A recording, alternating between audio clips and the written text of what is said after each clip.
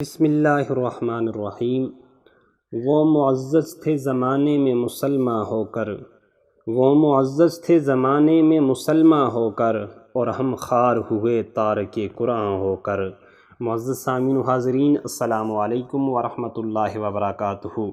رمضان المبارک کا آخری عشرہ وہ اپنے ابتدائی مراحل میں داخل ہو چکا ہے، اور یہی وہ رمضان ہے جس میں مقدس کلام قرآن مجید فرقان حمید کا نزول ہوا تھا۔ اللہ تعالیٰ نے انسانیت کی ہدایت کے لیے بے شمار صحائف اور کتب نازل فرمائی ہیں، اور ان میں ایک سب سے اہم ترین اور سب سے افضل ترین کتاب جو اللہ رب العزت نے نازل فرمائی ہے وہ قرآن مجید فرقان حمید ہے۔ اس میں ہر وہ رہنمائی موجود ہے جو انسان کی دنیاوی اور انسان کی اخروی کامیابیوں کا باعث بنتی ہے۔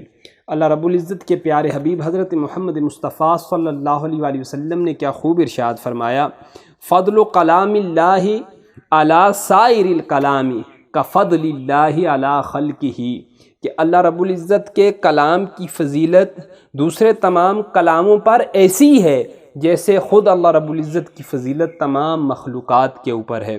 اور حضرت ابن عباس رضی اللہ تعالی عنہ نے ایک شعر کے اندر کیا ہی خوبصورت پیرائے میں جو سمندر تھا اس کو کوزے میں بند فرما دیا۔ آپ فرماتے ہیں، جمیع العلوم فی القرآن لیکن، جمیع العلوم فی القرآن لیکن تقاصر عنہ افہام الرجال۔ آپ فرماتے ہیں کہ قرآن مجید میں تو سارے علوم موجود ہیں، لیکن لوگوں کی سمجھ کو ان تک رسائی حاصل نہیں ہے۔ رسائی کس طرح حاصل ہوگی؟ جب مصطفیٰ کا دامن پکڑیں گے تو قرآن کے ان علوم تک اللہ رب العزت ایک مسلمان کو رسائی عطا فرما دیں گے۔ قاضی ابو بکر بن عربی نے ایک مشہور کتاب لکھی جس کا نام قانون التاویل ہے۔ آپ فرماتے ہیں کہ قرآن کے کل علوم کی تعداد 77,450 ہے جو انہوں نے تحقیق فرمائی ہے۔ اسی طرح یہ وہ مقدس کلام ہے کہ فرشتوں نے امت محمدیہ کو مبارکبادیں پیش کی ہیں، امت محمدیہ کو بشارتیں عطا فرمائی ہیں۔ حدیث طیبہ ہے، ان اللہ قرأ طٰہٰ و یاسین قبل ان یخلق آدم بألف عام، کہ اللہ نے حضرت آدم علیہ السلام کی تخلیق سے 1000 سال پہلے اپنی شان کے لائق سورہ طٰہٰ اور سورہ یاسین کی تلاوت فرمائی۔ اب کیا ہوا؟ جب فرشتوں نے کلام الہی کو اللہ رب العزت سے سنا تو انہوں نے کہا، خوشخبری ہو اس امت کو جس کے اوپر اللہ رب العزت اس کلام کو نازل فرمائیں گے۔ اور کیا فرمایا؟ بشارت ہو ان سینوں کے لیے جو اس قرآن کو اپنے اندر محفوظ فرمائیں گے، اور خوشخبری ہوگی ان زبانوں کے لیے جو اس کلام مقدس کی دن رات تلاوت کریں گے۔ اب یہ بھی حدیث طیبہ آپ کو معلوم ہے کہ قرآن کا ایک حرف ایک بندہ مومن تلاوت کرتا ہے تو اللہ رب العزت اس کو 10 نیکیاں عطا فرماتے ہیں۔ قرآن میں کل حروف کتنے ہیں؟ محققین فرماتے ہیں قرآن میں کل 32,126 حروف ہیں۔ اگر ان کو 10 سے ضرب دی جائے تو ہمارے پاس جو ٹوٹل نیکیاں بنتی ہیں وہ 3,21,27,770 نیکیاں بنتی ہیں، جو بندہ مومن کے اکاؤنٹ کے اندر اللہ رب العزت ٹرانسفر فرما دیتے ہیں اس قرآن کریم کی تلاوت کی برکت کی وجہ سے۔ اسی طرح اللہ رب العزت نے میرے اور آپ کے لیے نسخہ بتا دیا کہ اگر چاہتے ہو کہ آپ کی قوم اوپر چلی جائے، عروج پا جائے، تو اس قرآن کو پکڑ لو، اور جب اس قرآن کے دامن سے تم اپنا واسطہ چھڑا لو گے تو خود بخود تم ذلت کی پستیوں کے گڑھوں میں گر جاؤ گے۔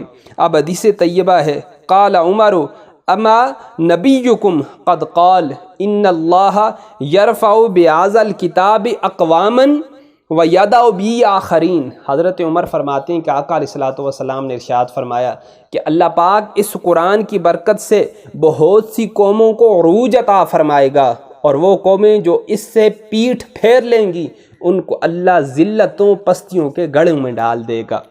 اب قرآن مجید میں ہر بیماری کی دوا بھی موجود ہے۔ سورہ بنی اسرائیل آیت نمبر 82 کے اندر اللہ رب العزت ارشاد فرماتے ہیں، وَنُنَزِّلُ مِنَ الْقُرْآنِ مَا هُوَ شِفَاءٌ ورحمۃ للمؤمنین، اور ہم نے قرآن کو نازل فرمایا ہے جو مومنوں کے لیے شفا بھی ہے اور مومنوں کے لیے رحمت کا ذریعہ بھی ہے۔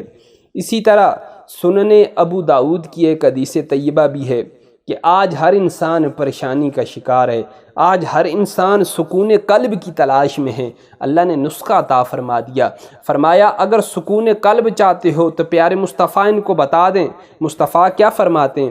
حضور فرماتے ہیں مجتمع قوم فی بیت من بیوت اللہ ویتلون کتاب اللہ ویتدارسون بینہم الا نزلت علیہم السکینہ۔ حضور فرماتے ہیں جو لوگ اللہ رب العزت کے کسی گھر میں اکٹھے ہو جائیں، اکٹھے ہو کے وہ کیا کریں؟ وہ قرآن کریم کی بائیں آپس میں درس و تدریس کریں، اور جب وہ یہ درس و تدریس کریں گے تو اللہ رب العزت کیا کریں گے؟ اس قوم کے اوپر سکینت نازل فرمائیں گے اور اس قوم کو اپنی رحمتوں سے ڈانپ لیں گے۔ ملائکہ ایسی قوم کو گھیر لیتے ہیں اور اللہ تعالیٰ ان قاریوں کا جو قرآن کی تلاوت کرتے ہیں اپنے مقرب فرشتوں میں ان کا تذکرہ خیر فرماتے ہیں۔ اور اسی طرح صحیح مسلم کی حدیث ہے کہ کل قیامت والے دن جب سارے رشتے سارے ناطے ٹوٹ جائیں گے تو قرآن اس وقت بھی ایک بندہ مومن کی سفارش کرے گا۔ قرآن کیا کہتا ہے؟ مسلم شریف کی حدیث اقرأ القرآن فإنہ یأتی یوم القیامت شفیعا لأصحابہ۔ حضور فرماتے ہیں تم قرآن کریم کو پڑھا کرو، اس کی تلاوت کیا کرو، کیونکہ کل بروز قیامت یہ جو قرآن ہے یہ اپنے پڑھنے والوں کی سفارش کرے گا۔ اسی طرح جس طرح بہت ساری عبادتیں دوسری عبادات سے افضل ہیں، اسی طرح حضور فرماتے ہیں کہ تلاوت قرآن یہ سب سے افضل ترین عبادت ہے۔ قال رسول اللہ صلی اللہ علیہ وآلہ وسلم افضل عبادت امتی قراءۃ القرآن، میری امت کی افضل ترین عبادت ہر وقت قرآن کریم کی تلاوت کرتے رہنا ہے۔ اور حضرت انس بن مالک رضی اللہ تعالیٰ عنہ آپ رسول پاک صلی اللہ علیہ وآلہ وسلم سے ایک روایت بیان فرماتے ہیں، حضور فرماتے ہیں ان لکل شیء قلبا، کہ ہر چیز کا ایک دل ہے، وقلب القرآن یاسین، اور قرآن مجید کا جو دل ہے وہ سورہ یاسین ہے۔ حضور کیا فرماتے ہیں کہ جو شخص ایک مرتبہ سورہ یاسین کی تلاوت کرتا ہے تو 10 قرآن پڑھنے جتنا ثواب اللہ پاک اس بندے کے اکاؤنٹ کے اندر ٹرانسفر فرما دیتے ہیں۔ اتنی برکتوں والی سورہ یاسین ہے۔ اسی طرح جو قرآن کریم پڑھتا ہے، جو قرآن کریم کا حافظ ہے، جو قاری قرآن ہے، وہ مستجاب الدعوات ہوتا ہے۔ وہ اللہ کی بارگاہ میں جو بھی دعا کرتا ہے اللہ قرآن کی برکت سے اس کی دعاؤں کو قبول فرما لیتے ہیں۔ خیرکم من قرأ القرآن واقرأ ان لحامل القرآن دعوۃ مستجابۃ یدعو بہا فیستجاب لہ، تم میں سے بہتر وہ ہے جو قرآن خود بھی پڑھے، قرآن دوسروں کو بھی پڑھائے۔ بے شک حامل قرآن مستجاب الدعوات ہوتا ہے، جب بھی وہ اللہ سے دعا مانگتا ہے اللہ قرآن کی برکت سے اس کی دعا کو قبول فرما لیتے ہیں۔ اب یہ تو دنیا کے معاملات ہیں، جب قبر میں رکھا جائے گا تو کیا ہوگا؟ ساری دنیا والوں کے جسموں کو کیڑے کھا جائیں گے، ہڈیاں تک گل سڑ جائیں گی، لیکن کچھ خوش نصیب ایسے بھی ہیں جن کے لیے مجدہ جاں فضا ہے کہ ان کو اللہ رب العزت کل قیامت والے دن بھی اور جب قبر میں رکھا جائے گا اس قبر میں بھی ان کے جسموں کو محفوظ اور مامون فرمائیں گے۔ حدیث طیبہ وَأَنَّ الْأَرْضَ لَا تَأْكُلُ أَجْسَادَ الْأَنْبِيَاءِ، کہ جو زمین ہے اس کے اوپر آرام کر دیا گیا، یہ نبیوں کے جسموں کو نہیں کھا سکتی۔ وَالشُّهَدَاء وَالْعُلَمَاء وَالْمُؤَذِّنِينَ الْمُحْتَسِبِينَ، اسی طرح شہداء ہیں، علماء ہیں اور بغیر کسی معاوضے کے اذان دینے والے ہیں۔ اور آخری نمبر پر وحملۃ القرآن، اور قرآن کریم کو اپنے سینوں میں اٹھانے والے، یہ وہ خوش نصیب ہیں کہ ان کے جسموں کو قبر کی مٹی چھو بھی نہیں سکتی۔ جس طرح ان کا جسم رکھا جائے گا اسی طرح بروز قیامت اٹھایا جائے گا۔ اب حافظ قرآن کی سفارش کیا؟ حضرت علی المرتضیٰ رضی اللہ تعالیٰ عنہ آپ سے یہ حدیث طیبہ منقول ہے، قال قال رسول اللہ صلی اللہ علیہ وآلہ وسلم من قرأ القرآن وحفظہ، حضور فرماتے ہیں جس نے قرآن کریم کیا کیا؟ پڑھا، اس کو حفظ کیا۔ حفظ کرنے کے بعد اس نے کیا کیا؟ اس پر عمل بھی کیا۔ اس کا جو حلال تھا قرآن مجید میں، جو چیزیں حلال تھیں ان کو حلال جانا، جو چیزیں حرام تھیں ان کو حرام جانا۔ پھر کیا ہوگا؟ اللہ پاک اسے جنت میں داخل فرمائے گا۔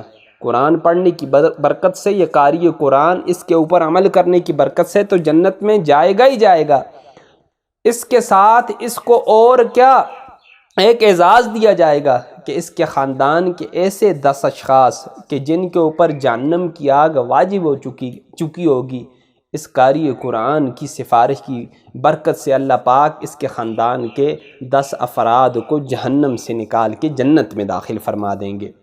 اب جب قرآن کریم ختم کیا جاتا ہے تو اس ختم کی برکات کیا ہیں؟ مساجد کے اندر آج 21 رمضان، 22، 23، اب آخری عشرے کے اندر جو ہے قرآن کریم کے جو ختم ہوتے ہیں وہ شروع ہو جاتے ہیں۔ قال رسول اللہ صلی اللہ علیہ وآلہ وسلم اذا ختم العبد القرآن صلی علیہ عند ختمی 60,000 ملک، کہ جب قرآن کریم ختم کیا جاتا ہے، قرآن کریم ختم کرنے کے بعد دعا کی جاتی ہے تو اس دعا کے اوپر اللہ کے 60,000 نوری ملائکہ آمین کہتے ہیں۔ اللہ اکبر۔ اسی طرح حضرت انس بن مالک رضی اللہ تعالی عنہ آپ فرماتے ہیں ان لصاحب القرآن عند کل ختمۃ دعوۃ مستجابۃ۔ آپ کیا فرماتے ہیں؟ بے شک قرآن کی تلاوت کرنے والے کی ختم قرآن کے وقت جب دعا وہ کرتا ہے تو اس کی دعا قبول کی جاتی ہے، اور اللہ رب العزت جنت میں بطور انعام ایک درخت اس قاری قرآن کے لیے لگا دیتے ہیں۔ کیا اب اس درخت کی شان کیا ہے؟ اگر ایک کوے کی عمر سب سے زیادہ 500 سال تک اس کی عمر ہوتی ہے، اگر ایک کوا اس درخت کے تنے سے اس کی شاخوں تک اپنی پرواز کو جاری رکھے تو وہ بوڑھا ہو جائے گا، اتنا بڑا درخت، لیکن وہ اس کی شاخوں کو نہیں پہنچ سکے گا، اتنا بڑا اجر ہے۔ لیکن ساتھ وعید بھی ہے کہ جو قرآن پڑھ کے بلا دے گا اس کا کیا اشر ہوگا۔ یہ حدیث ابو داؤد کے اندر موجود ہے۔ قال رسول اللہ صلی اللہ علیہ وآلہ وسلم ما من امرئ یقرأ القرآن ثم ینساہ الا لقی اللہ یوم القیامہ اجزما۔ جو شخص قرآن پڑھے پھر اس کو بھول جائے، اس کی تلاوت، اس کا ذکر اذکار چھوڑ دے، تو وہ قیامت کے دن خدا سے اس حال میں ملے گا کہ اس کے جسم کے سارے اجزاء جذام کی بیماری کے باعث گل سڑ چکے ہوں گے۔ تو اس لیے قرآن کو جہاں پڑھنے سے سعادت ملتی ہے، جہاں قوموں کو عروج ملتا ہے، وہیں اس کو چھوڑ دینے سے ذلتیں اور پستیاں بھی حاصل ہوتی ہیں۔ تو اللہ پاک قرآن پاک کے اوپر عمل کرنے کی، اس کو پڑھنے کی ہم سب کو توفیق عطا فرمائے۔ وما علینا الا البلاغ المبین۔